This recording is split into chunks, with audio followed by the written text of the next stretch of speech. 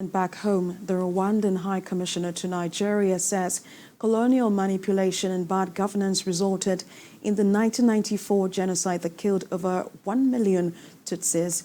He also spoke on the road to recovery and development and how Nigeria promises a support to Rwanda on this journey to recovery. Moya Thomas reports.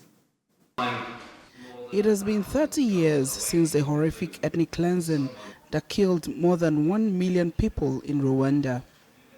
The world can never forget.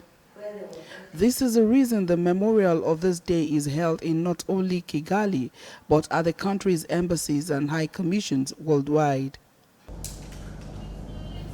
The solemn commemoration in Abuja started with a 1-minute silence and prayers for the victims, followed by the lighting of candle. Gory tales from survivors played on the giant screen provided.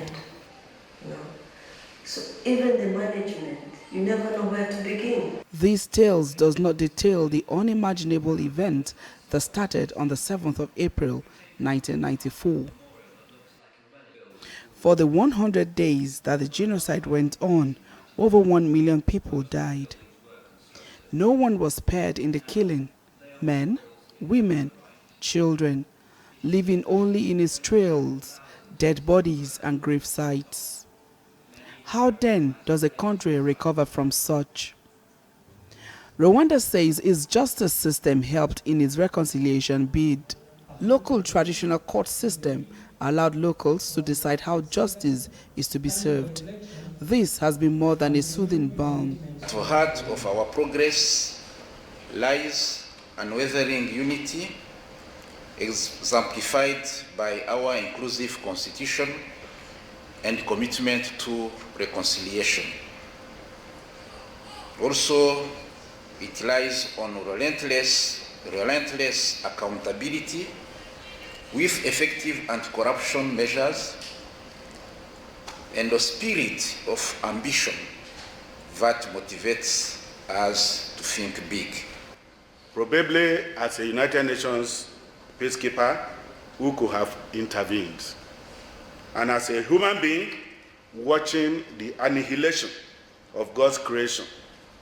In both cases, could I have acted otherwise? Because I was under orders and instructions. The answer remains elusive. Global responsibility. Sometimes people don't realize that what they want to create, they won't be able to manage it. And that is where global responsibility comes in. It is not enough for us to stand by and watch.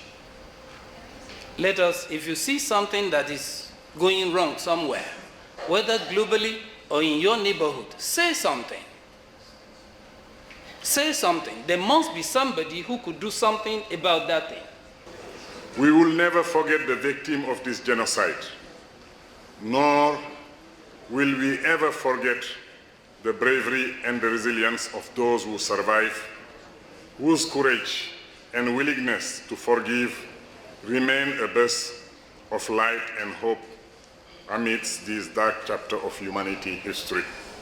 For the diplomatic community in Nigeria, there is no better way to stand with Rwanda other than this.